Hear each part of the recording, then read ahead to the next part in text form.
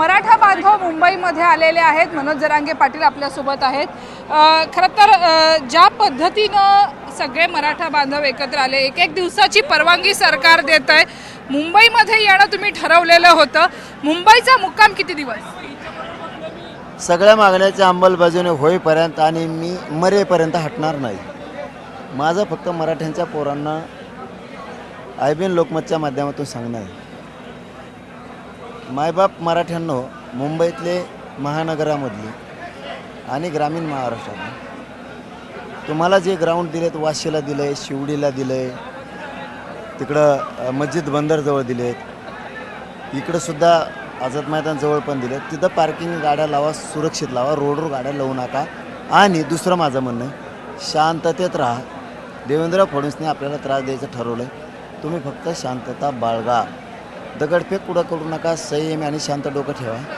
मी यांना सगळ्याला ओढणीला आणतो, आता फक्त तुम्ही शांत राहा। एक दिवसाची परवानगी मिळते। यापूर्वी नवी मुंबईमध्ये गुलाल उधळला होता। शिंदेंनी तेव्हा तुम्हाला वचन दिलेलं होतं आरक्षणाचा विषय मार्गी लागेल। नाही, एक दिवसाची परवानगी देण्याचं कारण म्हणजे टोपणभर चमच्याभर विषारी औषध पाजणे मराठाला, हे काम देवेंद्र फडणवीसने सुरू केलं। आज मरण उद्या मरण असं बघतोय, वाटतं असं त्याचं काम आहे चालू, ते त्याचं काम करतोय, मी माझं काम करतोय आणि माझे मराठे पण शांततेत काम करतात, काही अडचण नाही।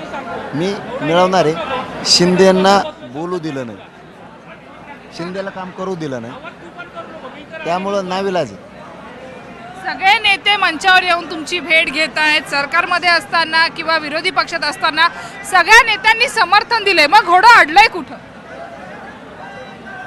त्याच्याशी तर मला काय देणं घेणं नाही। आम्ही आमचं लढणार आहेत, मिळवणार आहेत। सत्ताधाऱ्याचे नेते येतात, विरोधीचे पण येतात, आणि त्यांना पण माहीत आहे ना, मराठ्यांनी ते पडले जरी असले तरी मतं दिलेत आणि जे निवडून आलेत त्यांना पण दिलेत। पळला याचा अर्थ मराठ्यांनी तुला मतदान केलं आहे, मग तू निवडूनच यायला पाहिजे होतं, असं काय रूल आहे का? तू पळला त्याला आम्ही काय करावं? गरीब मराठ्यांनी तुला मतदान केलं ना, तू आला पाहिजे, दुसऱ्या बारीनं तुला जवळ बी नाही करणार। आणि निवडून आलेले जे आहेत त्यांनाही वाटतं आपल्याला मराठ्यांनी मतदान केलेलं आहे, आता जर आपण नाही गेलो तर दुसऱ्या बारीनं मराठ्यांनी निवडून येऊन देणार नाही 2029ला।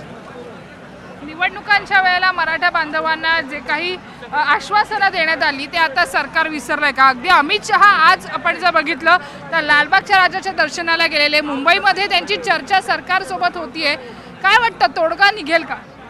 कोणाची चर्चा होणार आहे?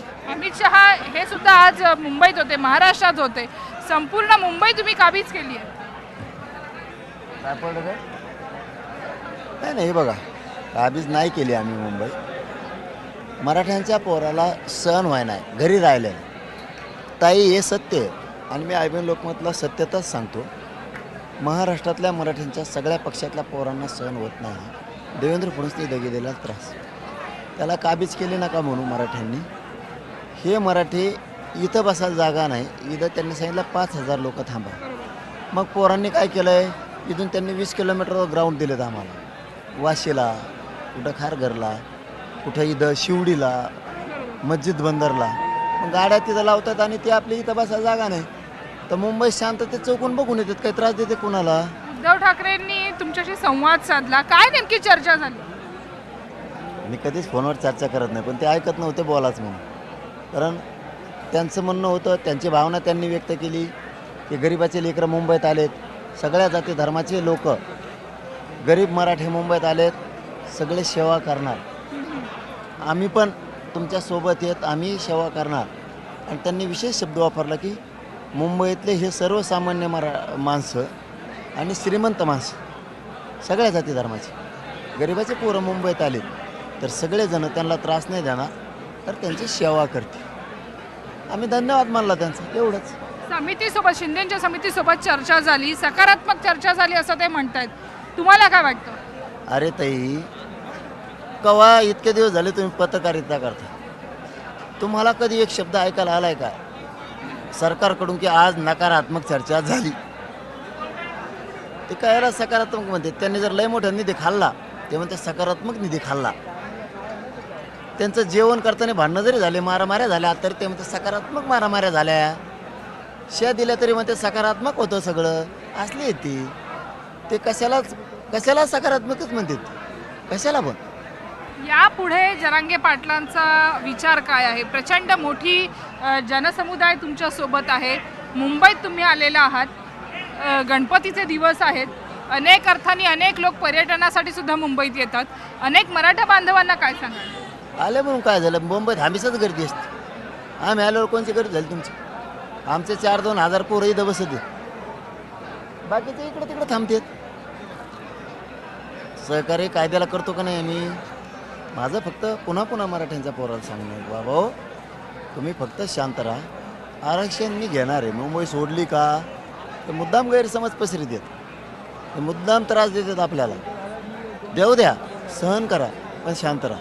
रस्त्यावर गाड्या लावू नका, मैदानात लावा, शांत राहा. सगळ्यात महत्त्वाचं म्हणजे अनेक अर्थाने तुमचं या मैदानामध्ये हाल होत होते. त्यानंतर आता सरकार आपली भूमिका बदलताना पाहायला मिळते. आज रात्रीसुद्धा विविध स्तरावरती या चर्चा सुरू आहेत. कुठेतरी या सगळ्या आंदोलनाचं पुढचं स्वरूप सोमवारी पाहायला मिळेल का? ताई मी तुला शब्द देतो, आयबीन लोक मला त्यांनी मराठ्यांच्या सगळ्या मागणीचा अंमलबजावणी करा. 3 लाख ट्रक भरून आणतो गुलालाच आणि वर्षावर टाकतो बांगल्यावर. वर्षात नाव आहे बांगल्याचं, होय. बघा टाकतो का नाही. आम्ही दिलदार पण तेवढे.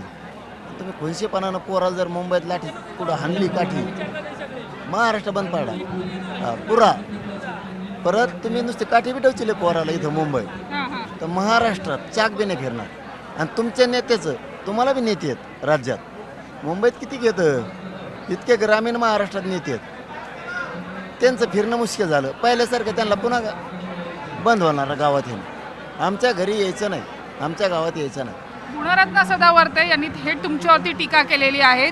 स्क्रिप्टेड आहात तुम्ही असं म्हणतायत. ते शरद पवारांच्या, उद्धव ठाकरेंच्या स्क्रिप्टवरती तुम्ही काम करता, अनेक आरोप केलेले आहेत. तुमच्या भाषेवरती सुद्धा त्यांनी आक्षेप घेतलाय. मी ते कोण आहे ते मला माहीत नाही. ते गुवर पे कोण आहे मला माहीत नाही. मी मोजित नाही त्यांना कोणाला. मी माझं काम करतो. खरं तर आता आपण बघतोय रात्र झाली आहे. अनेक लोक मैदानात अजूनही तुमच्या या सगळ्या प्रकृतीकडे बघतायत.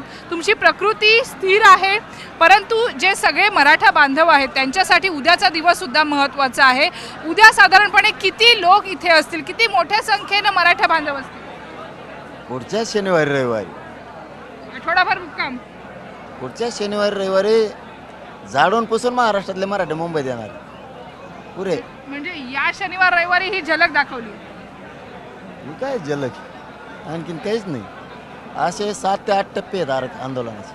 नक्कीच धन्यवाद. आमचे संवाद साधल्याबद्दल. ते मनोज जरांगे पाटील आपल्यासोबत होते. आणि अजूनही अनेक लोक हे मराठा बांधव येणार आहेत आणि ते या आंदोलनात सहभागी होणार असल्याचं सुद्धा त्यांनी म्हटलं. सुस्मिता भदाणे पाटील, न्यूज 18 लोकमत, मुंबई.